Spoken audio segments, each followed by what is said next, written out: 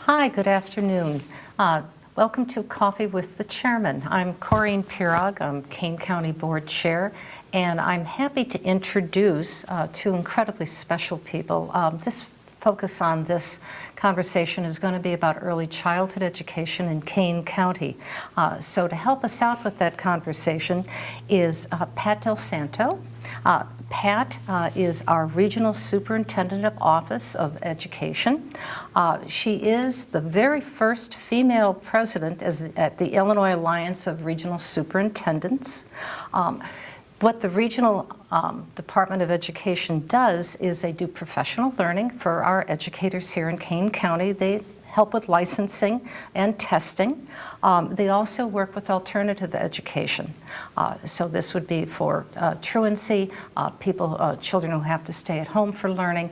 So she's got a huge job, and she has manages the fourth largest office in Illinois. So it's an incredible responsibility, and she's served us sterlingly well since 2012. So thank you for coming. Thank you, Madam Chair. I really appreciate being invited. No, it's our pleasure.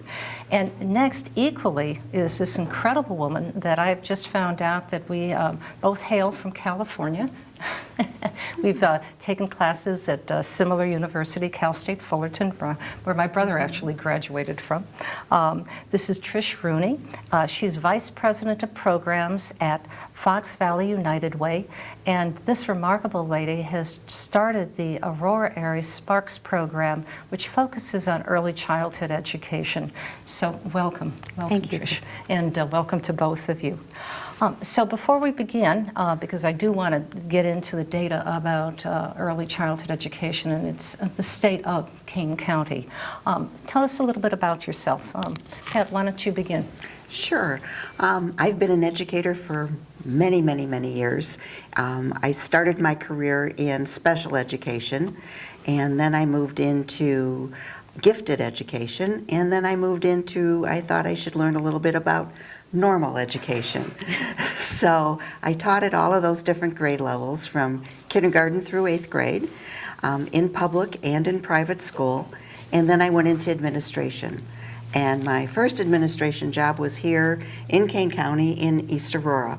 And I was the director of pupil personnel services there, a position that I really, really enjoyed a great deal.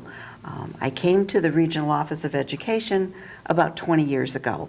And initially, I was the director of alternative programs, meaning truancy, the Safe Schools program, which is for students who otherwise would be expelled. We work with the Juvenile Justice Center. So that was my position at first until I had the opportunity to become Regional Superintendent of Schools. And I have to say, this is my dream job. Mm-hmm. I really enjoy this. In addition to my education, I'm also a mom and a grandma. So kids are very, very important to me, not only professionally, but personally as well. Oh, thank you. Trish, why don't you begin? Yes, well, I've been primarily in early childhood. I graduated, as you said, from Cal State Fullerton, and I have been a center director. I've worked in administration, but I've spent most of my career actually working for an agency that funded or was administering the child care resource and referral for Illinois. So I spent a good part of my career there, and then I joined Fox Valley United Way, but really I joined Aurora. Mm-hmm. Mayor Wisner at that time had the vision of creating an early childhood collaboration to address the gaps and the challenges that families were facing, particularly families for very young children. So we started Spark almost 10 years ago now. I've been I'm involved at the state level as well. Just recently finished commission work for the Early Childhood Funding Commissioner and just actually handed recommendations. The commission just gave recommendations to the governor this past month, 2 months ago actually, maybe now. And this is what I love doing. I love bringing communities together, looking at addressing addressing the issues and looking for strategies of how we support families and children. Thank you for asking me to join today. One and two incredible women. I don't know if you know, but I started out my career as a teacher.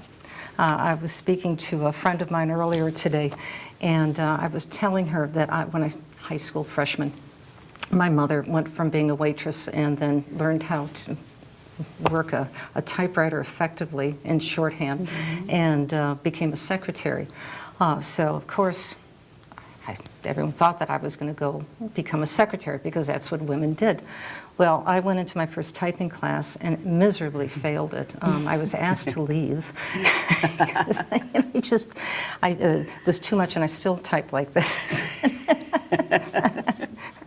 But I went on because there was another career open to women, becoming a teacher. But it was something that I really indeed loved. And one of my first jobs was teaching talented and gifted students and multilingual students out in California, where there were more languages in a classroom than there were students.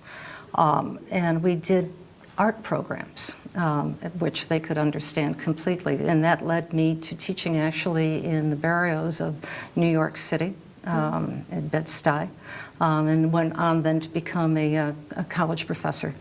So I've had, my first career was always in education, and so these are my people.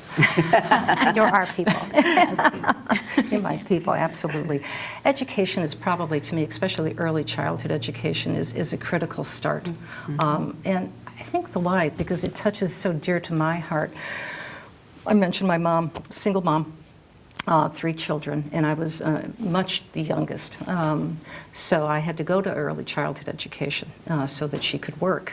And being hauled off at 5 o'clock in the morning in a buggy, in a wagon, to go to early childhood.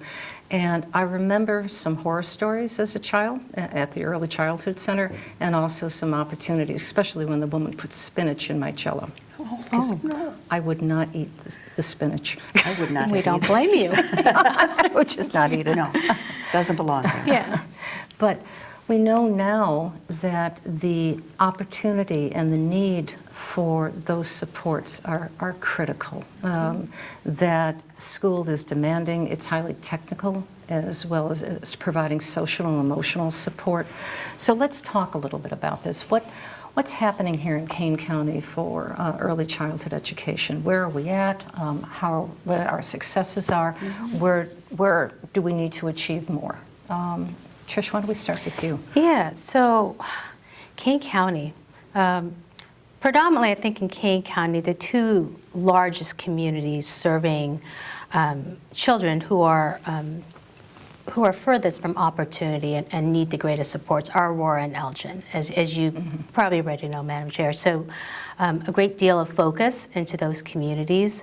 But in Kane County, we have about 35,000 children under the age of 5.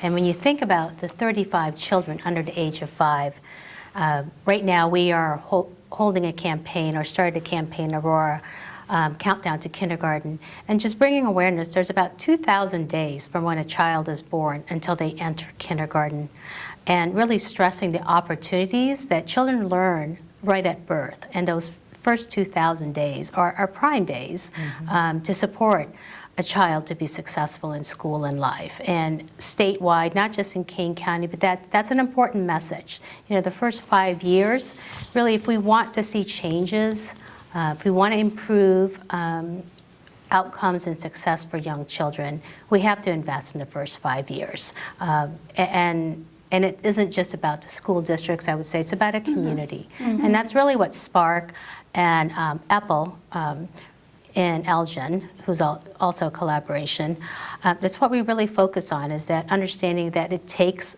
this village, a community, to heightened awareness that early learning is there's such opportunities there if we want to support families and children and their children to succeed, and it takes a community. And Aurora had the vision when I started that we continue to see these challenges year after year of access and equity into early childhood programs. We continue to hear families having a difficult time navigating just where to enroll, how to access programs.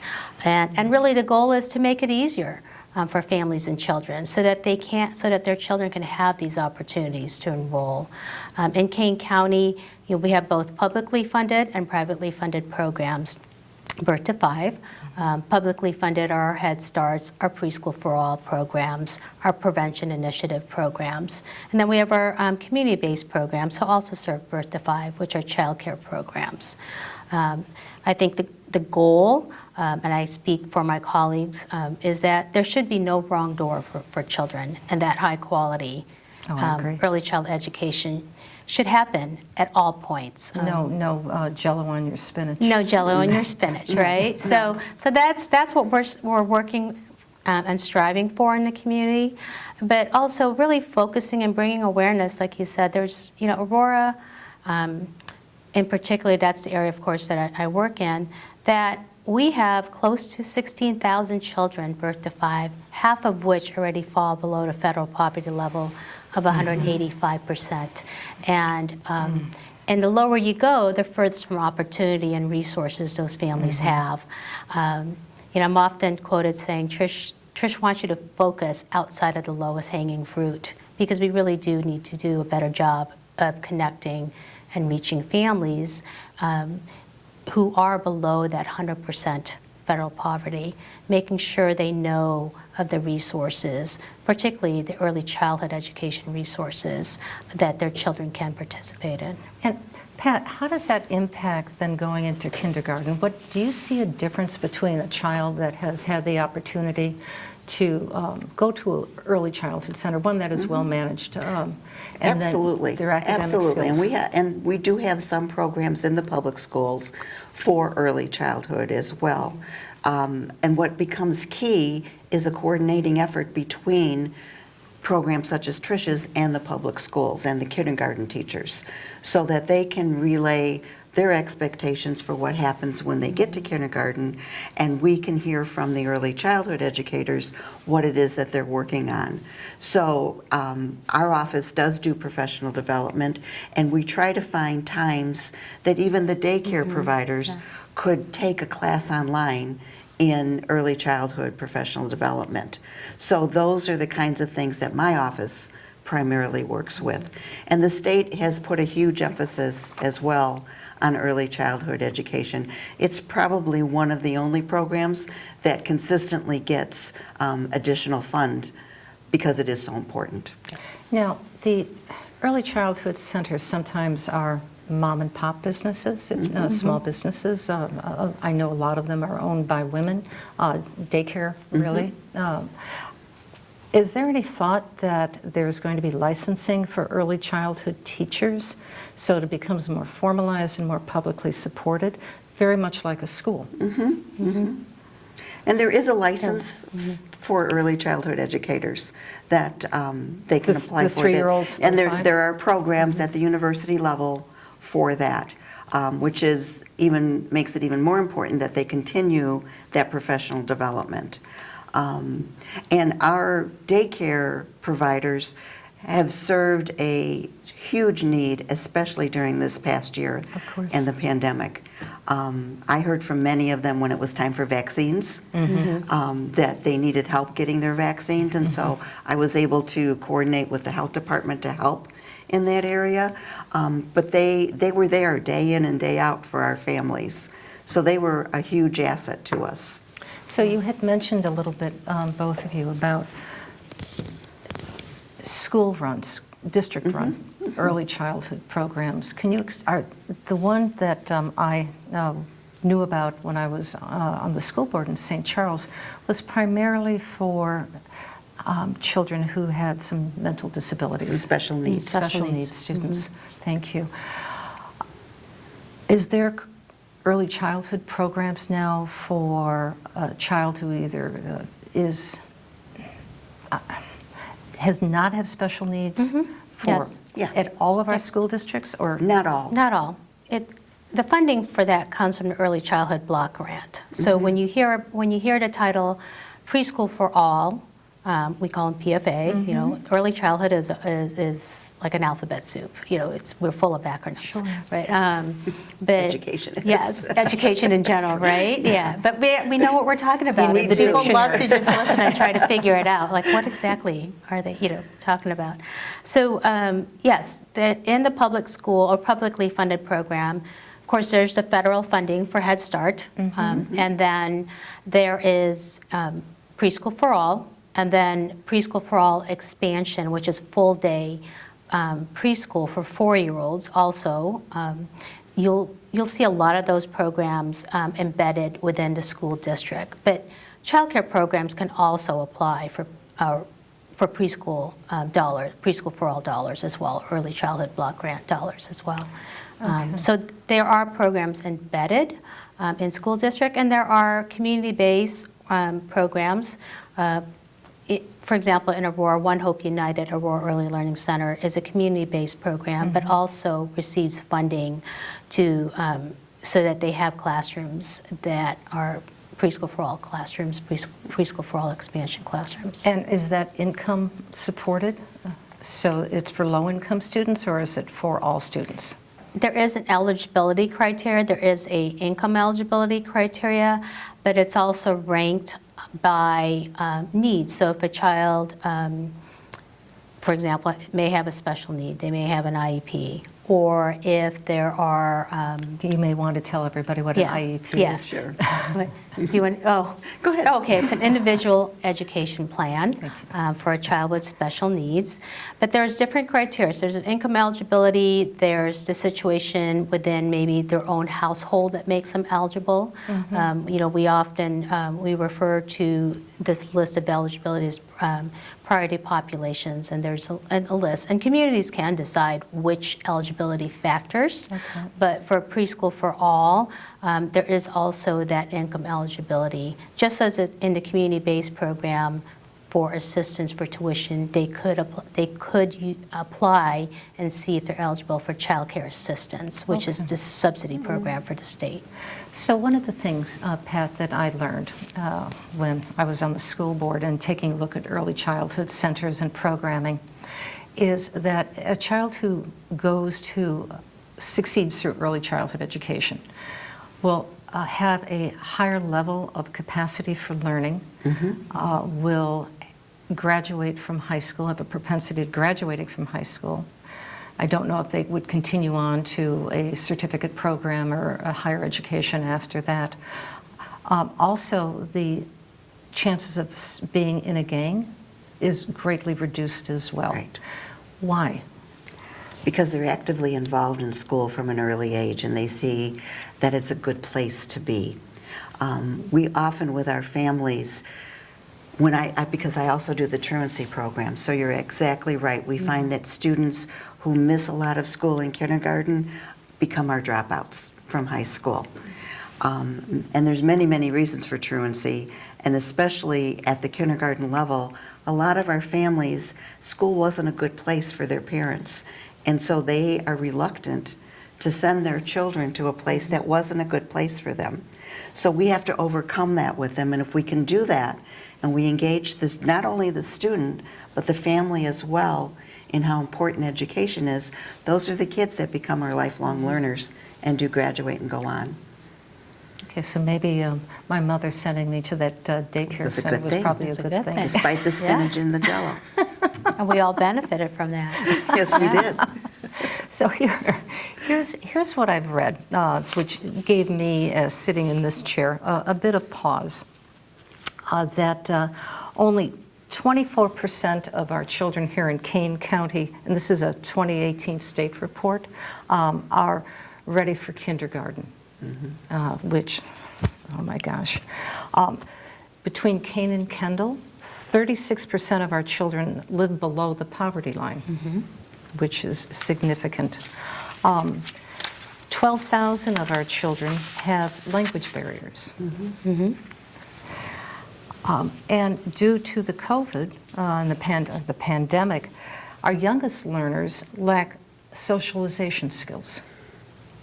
So what are going to be our next steps? How are we going to increase social and emotional learning and emotional health. As we get these children in August, Hopefully. We are hoping. oh, get the shots, Yes. everybody, please. Yes. Get If your you would like- vaccines. Get your vaccine. If Vaccines. you would like to get a Yes, vaccine, we would please like do to so. see these wonderful children back in school. So we can get them back in school. Yes. So how do we deal with these issues? We need them back in school, and fortunately, our teachers now are, for the most part, we're between 80 and 90% vaccinated for our teachers within the county. And I'm not sure about the early childhood stats on the vaccinations, but I would hope that they're about at the same level, so the kids can come back. And a lot of the kids, especially in daycare programs, really haven't been gone. But those other kids need to be back. We need to continue to do those things that we know work with the kids as far as socializing, making them feel they're in a safe place so that they can begin to learn.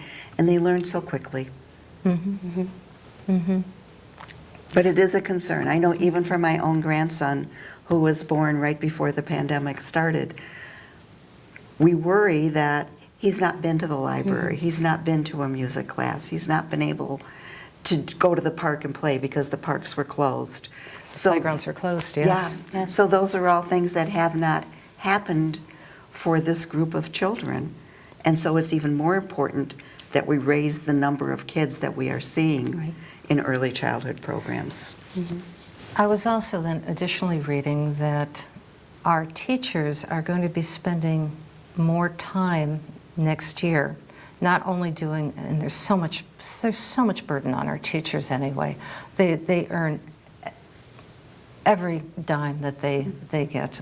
They're incredibly hardworking individuals, and we're lucky to have such great schools here in Kane County.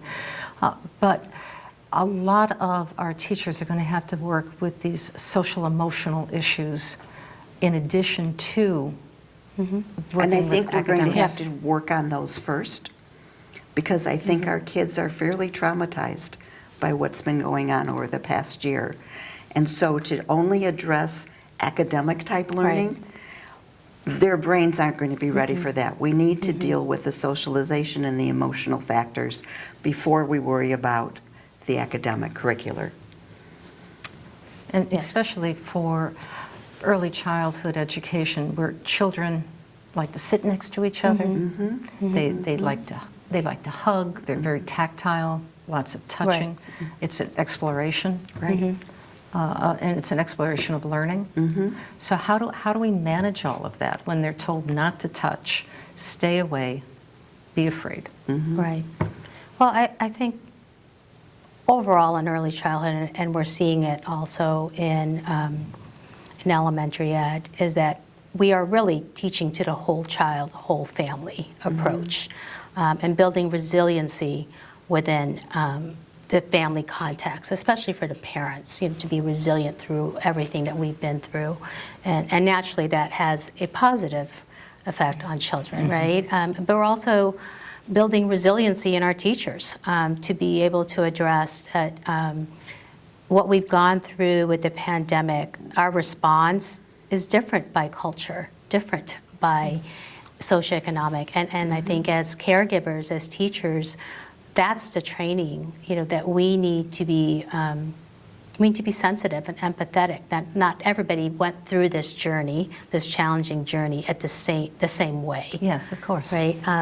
So I think that's one thing. But certainly, in early childhood, when you go through what we call Accelerate, is the level of the program by which we are able to, that the state has put forward to determine levels of quality within an early childhood program. So you are they're putting criteria of what you want to work towards to support quality early childhood education in the classroom. And social emotional has always been embedded in that framework, and even more focus in as we come out in the COVID recovery. I do want to say that, last Friday, the governor announced $1.6 billion federal funding to be allocated towards early childhood. And 140 million of that funding is going out to being dispersed to child care centers to address the COVID recovery. So, so for programs that, as you had mentioned, are privately owned and have struggled, hopefully that will continued support will happen, and then professional development. What we're seeing too, and we saw it before, and Pat could speak to that, is that we had a scarcity. Our workforce is an issue. We don't have enough teachers, bilingual teachers, particularly for King County. And with what's happened with COVID, now we're having to rebuild again. Teacher training, getting the right teachers with the right certificate, teachers who are bilingual. And as you probably know, Madam Chairman, it's, while Spanish is the predominant language, we have many different languages. Oh, yes. We have an abundant, growing different languages throughout Kane County, and that itself is a challenge. So let's talk a little bit about that. We're in the time now of change culturally. No longer do we want to have a school district or a community that is discriminatory. And I'll say it plainly, if I may. Now is the time to celebrate not only our diversity, but our mutual communities. How does early childhood education allow that growth to happen for a new generation of students? So you've got multiplicity of ethnicities, of culture, of different languages. How does that improve that understanding? I think our early childhood, our little ones, they come to school like a blank slate with an open mind. And so they don't see those kinds of differences. They just see there's another little one for me to play with. And so we need to foster that, and we need to make sure we celebrate that so that they don't develop bias and discrimination. Implicit biases. Yes. And how's language acquisition at that age? Because I've heard that, as you mentioned, a child from the first 2,000 days is their language and their minds are just creative and forming and developing. What happens when you throw a child in, when you've got children speaking different languages and have different cultures? Do they adapt? Do they learn different languages quickly? Is that a great time to start dual language programs or tri-language programs? Much easier than we do. Yes. Oh my goodness. They adapt so easily. I mean, I'll even speak from just my own experience. When I was a young child, we left for the Philippines, or I was in the Philippines for several years. But as soon as we came back to the U.S., I was able to understand multiple languages by 3 years and still manage, to speak English fluently. So I think children are adaptable. They're sponges.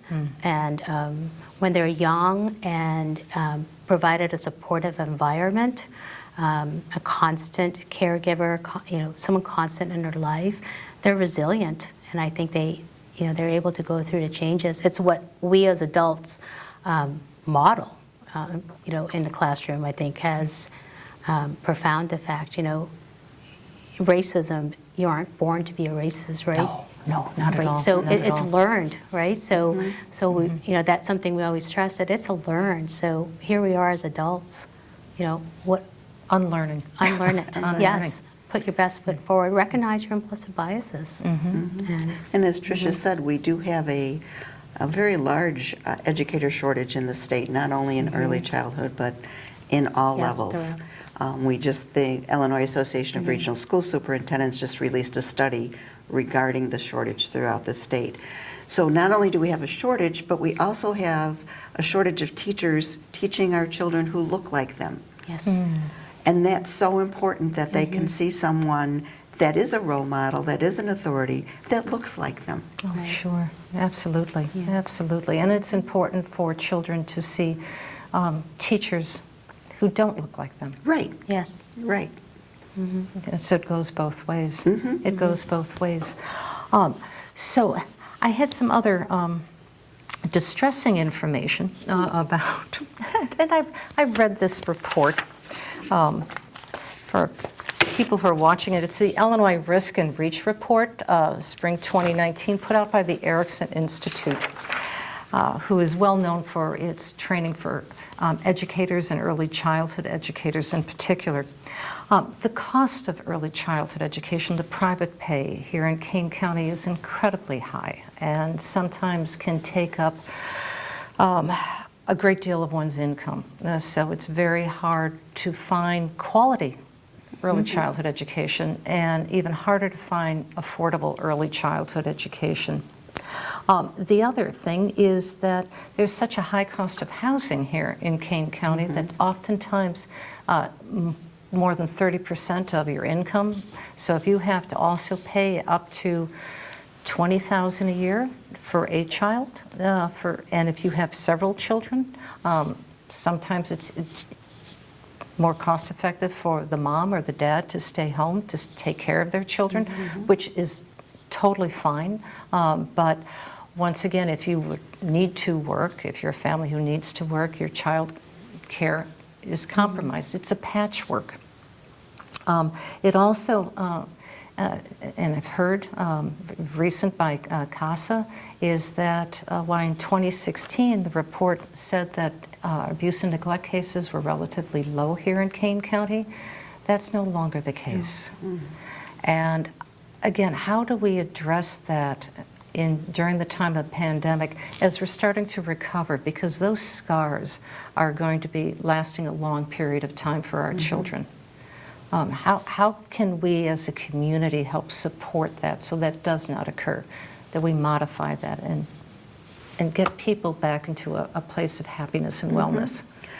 I think a big part of that will be being able to return to school, where takes off some of the frustration that happens at home when you are feeling trapped, really, because you can't go out, you can't take your kids anywhere, and then it becomes like a powder keg almost in some situations.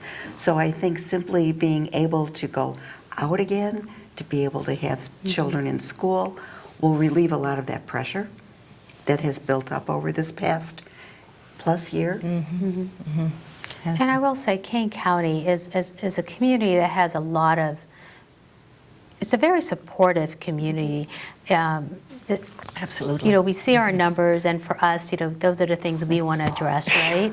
And then as I go through, particularly Aurora and parts of Kane, is, you know, when I was working with Child Care Resource Referral, I had Kane and DuPage County, and I was always just, my heart was always full, because when you come into Kane County, there are so many individuals on their own looking to support families and children, and then just agencies coming together to strategize how do we provide supports. When I was working with Diane Lacey at Head Start, discovered their Parent Cafe model that really brings parents together for a safe place to talk about the challenges they face and build this peer network amongst themselves while guided by the Head Start staff. And I thought that's fabulous, because parents just need a safe place to know that what they're feeling and thinking, it's normal. It may feel, you know, like they're out of control, but that what they're thinking and feeling are normal. And so these support groups throughout the community, throughout the county, I think that is definitely a strength of this county, is that there are a lot of those support groups for families and children. I agree. Throughout the community. No, Kane County is a community that does take care of itself. It does take care of its neighbors. And unfortunately, because of the pandemic, it was more than anybody could handle, because it affected everybody with great equality, no matter, the pandemic is the pandemic. And now as we're stepping out, I believe that we can start stepping out with strong footing. To make sure that our children are well provided for and well protected. So let's talk about some high things. Tell me about the great things that are going on with the schools here in Kane County. The schools here in Kane County are amazing to me. They're led by superintendents whose sole focus is the student. Oh, absolutely. And keeping kids in school and giving them the fullest possible opportunity. We have programs, we have early childhood programs, we have a number of vocational type programs that are being developed now, because we're seeing that not everybody is college bound. Which is fine. And which is wonderful. So we have programs such as EMT programs, welding programs, automobile programs. So they're developing a wide variety of programming for all students, not just the college-bound kids. So those are the strong points of Kane County, and a very, very caring educational community. I would agree with that. I would agree with that. First-hand knowledge on that. I Yeah. would totally support that. And Trish, what do you have?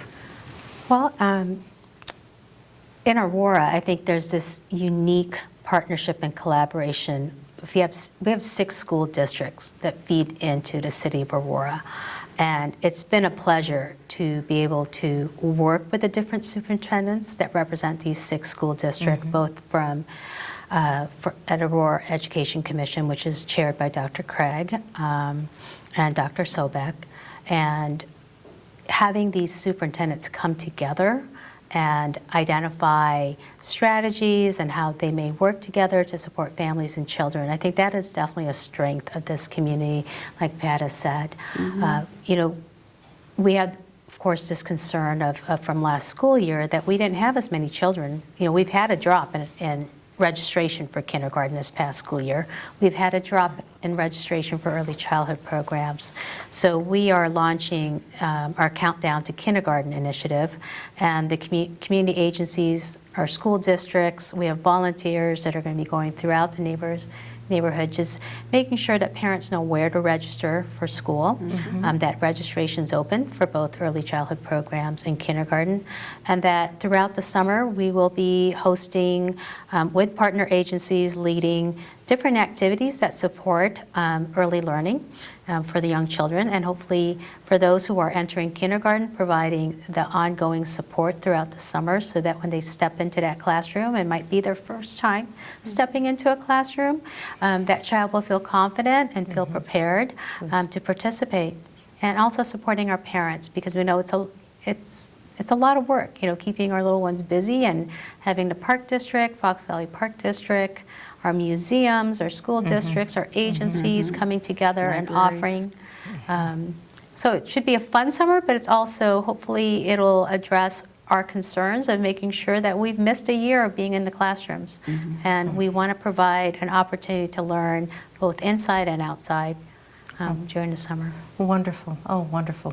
And I think another service that we have that's a very positive one that we're all involved with, the school districts, the county, United Way, is the 211 service. Oh, yes. And so anyone can call 211 and get information on whatever they need to help them.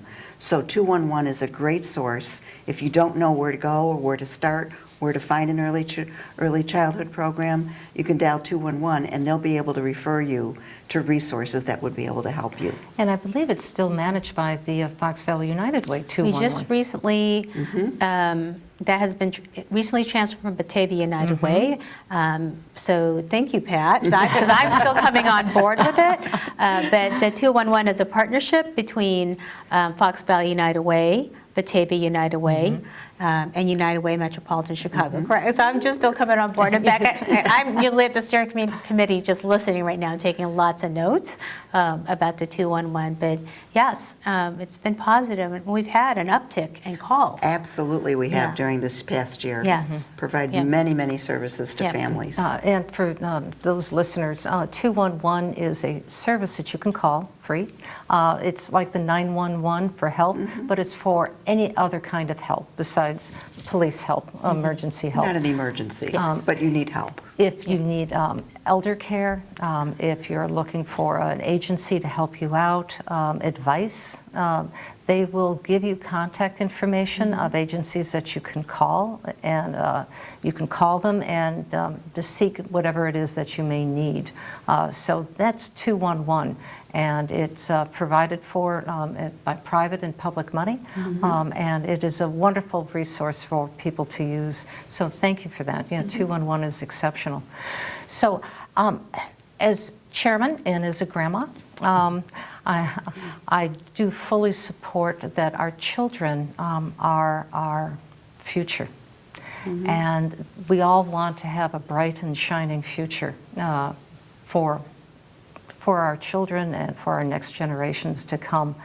And the best money that we can invest in is our youth, is our children. So we'll do everything we can at my office and working with these wonderful partners in education to assure that the old saying, no child is going to be left behind. All children moving forward. All Yes. children I are like going to be that. moving I like forward. that. I That's a like lovely that. saying. I like that one. I love that one, Pat. We need to get a poster for that one. Yeah. Yeah. Because they are our hope, they are our dreams, and how could anybody deny a little 4-year-old boy coming up to you and showing a beautiful little piece of artwork that they've created? It inspires us all. So here's a toast to inspiration. And thank you both. Thank you. Thank you.